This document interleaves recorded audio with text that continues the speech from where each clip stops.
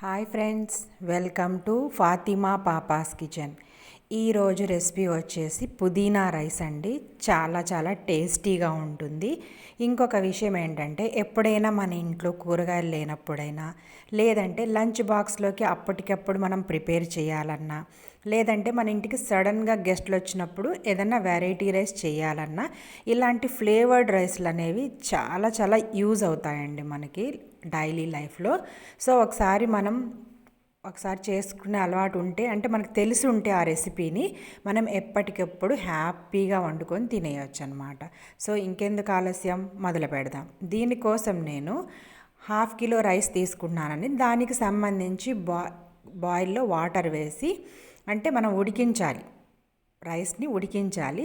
అది కొంచెం ఎక్కువే వేసుకోవాలి వాటర్ అనేది. 1 లీటర్ వరకు అట్లా వేసుకోండి, 1.5 లీటర్ వేసుకొని, ఒక సాల్ట్ కూడా కొంచెం 2 టీ స్పూన్ల వరకు వేసుకోండి. ఆ తర్వాత ఆయిల్ 1 టేబుల్ స్పూన్. ఆయిల్ ఎందుకు మనం వేస్తున్నామంటే, మెతుకు అంటుకోకుండా విడివిడిగా ఉండటానికి వేస్తారండి, చాలా బాగుంటుంది. ఆ తర్వాత ఇక్కడ నేను బాస్మతి రైస్ అనేది ఒక 1/2 కిలో ముందుగానే నానబెట్టి ఉంచుకున్నాను, ఒక అరగంట ముందు. సో ఇవన్నీ పక్కన పెట్టేసి, ఇప్పుడు ఒక మిక్సీ జార్ తీసుకొని, దీంట్లోకి మనం చేసేది పుదీనా రైస్ కాబట్టి పుదీనా అనేది ఎక్కువ మోతాదులో పడుతుందండి. సో మొత్తం ఒక పెద్ద పిడికడంతా తీసుకోవాలి. హ్యాండ్ఫుల్ పుదీనాలు చక్కగా తీసుకొని శుభ్రంగా కడిగి తీసుకొని, ఆ తర్వాత దీంట్లోకి యాలకులు, లవంగాలు, దాల్చిన చెక్క 2 ఇంచులు, లవంగాలు ఒక 7, ఇలైచీ అనేది ఒక 4 తీసుకొని, ఒక 5 పచ్చిమిరపకాయలండి. ఈ 5 పచ్చిమిరపకాయలు తీసుకొని చాలా మెత్తని పేస్ట్ అనేది ప్రిపేర్ చేసుకోవాలి. అయితే దీంట్లోకి 1 టీ స్పూన్, ఎక్కువ అవసరం లేదండి, 1 టీ స్పూన్ అల్లం వెల్లుల్లి పేస్ట్ కూడా తీసుకొని మనం చక్కగా, అంటే మనం పుదీనా అనేది గ్రీన్ కలర్లో కనిపించాలి రైస్, అందుకని పచ్చిమిరపకాయలు వేస్తామండి, ఎండుమిరపకాయలు వేయకూడదు. సో ఇలా మొత్తాన్ని ఫైన్ పేస్ట్ చేసుకొని పక్కన పెట్టేసుకొని, ఇప్పుడు మనం ఎసరు వచ్చిందాకా వెయిట్ చేయాలి కదా. ఆ ఎసరు వచ్చిందండి, నీళ్లు బాయిల్ అవుతున్నాయి.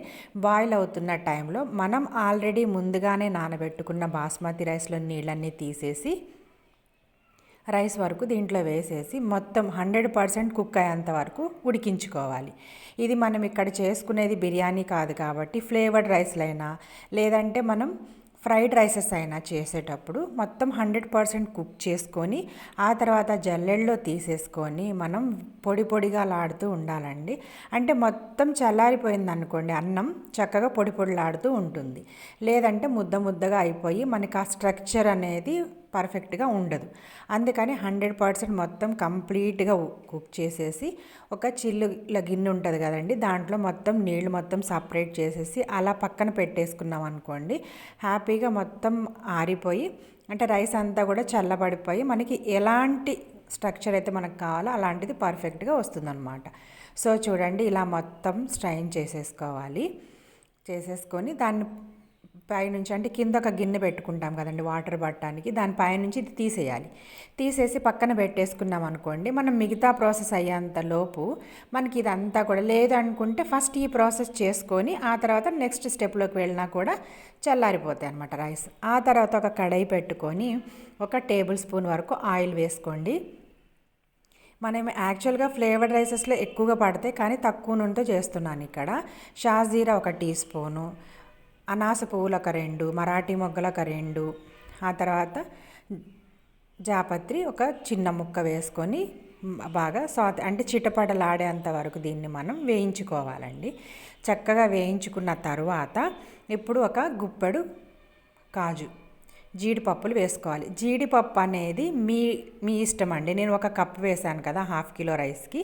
మీకు ఎక్కువ కావాలంటే ఎక్కువ వేసుకోవచ్చు, తక్కువ కావాలనుకుంటే తక్కువ చేసుకోవచ్చు అనమాట, అది ఇంకా మీ ఇష్టం. ఆ తర్వాత ఇది కొంచెం లైట్గా కలర్ చేంజ్ అయిన తర్వాత, ఇప్పుడు మనం ఆల్రెడీ పుదీనా పేస్ట్ చేసి పెట్టుకున్నాం కదండి, ఆ పేస్ట్ మొత్తాన్ని వేసేసి దీంట్లో కొంచెం నీళ్లు పోసుకుంటూ మనం పేస్ట్ చేసుకున్నాం కాబట్టి ఆ నీళ్ళన్నీ కూడా ఆవిరైపోయి మనకి ఆయిల్ అనేది పైకి తేలేంత వరకు మనం దీన్ని ఉడికించుకోవాలండి. అలా అయితేనే మనకి రైస్ అనేది పర్ఫెక్ట్గా ఉంటుందన్నమాట. సో చూడండి, ఇలా మొత్తం బాగా సాతే చేసుకుంటూ నీళ్లు మొత్తం ఇంకిపోవాలి. జస్ట్ ఆయిల్ మాత్రమే పైన తేలుతూ ఉండేంత విధంగా మనం దీన్ని బాగా హై ఫ్లేమ్లో పెట్టుకొని సాతే చేసుకోవాలండి. బాగా ఫ్రై చేసుకోవాలి. ఇలా నీళ్ళు మొత్తం ఆవిరైనంత వరకు చేసుకోవాలన్నమాట. ఇలా మొత్తం కలుపుతూ కూడా మనం చక్కగా కింద నుంచి పైకి కలుపుతూ మనం మొత్తం నీళ్ళన్నీ ఇంకిపోయేంత వరకు చేసుకున్న తర్వాత ఇలా ఆయిల్ పైకి వచ్చిన తర్వాత మన రైస్ని వేసేయాలి. రైస్ చూడండి కంప్లీట్గా చల్లారిపోయాయి, పొగలు అనేది ఏమి రాలేదు.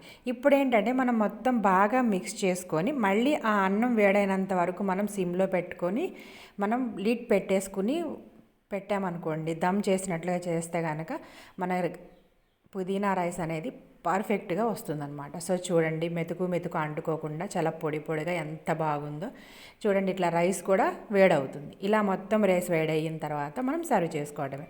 సో చూసారా ఎంత కలర్ఫుల్గా భలే బాగుంది కదా. రెడీ అయిపోయిందండి మన పుదీనా రైస్ అనేది. ఆల్రెడీ చెప్పాను కదండి, లంచ్ బాక్స్లోకి ఎవరైనా రిలేటివ్స్ వచ్చినప్పుడు సడన్గా ఇలాంటి ఫ్లేవర్డ్ రైస్ చేస్తే చాలా చాలా వెరైటీగా ఉంటుంది, తొందరగా అవుతుంది, తక్కువ ఇంగ్రీడియంట్స్తో వెరైటీ డిష్ పెట్టిన వాళ్ళం అవుతాం అనమాట. సో ఈ రెసిపీ మీరు తప్పకుండా ట్రై చేసి మీకు ఎలా కుదిరిందో నాతో కమెంట్స్లో షేర్ చేసుకోండి. లైక్ చేయండి, షేర్ చేయండి, సబ్స్క్రైబ్ చేయండి. ఇంకో వీడియోతో మళ్ళీ కలుద్దాం. Thanks for watching.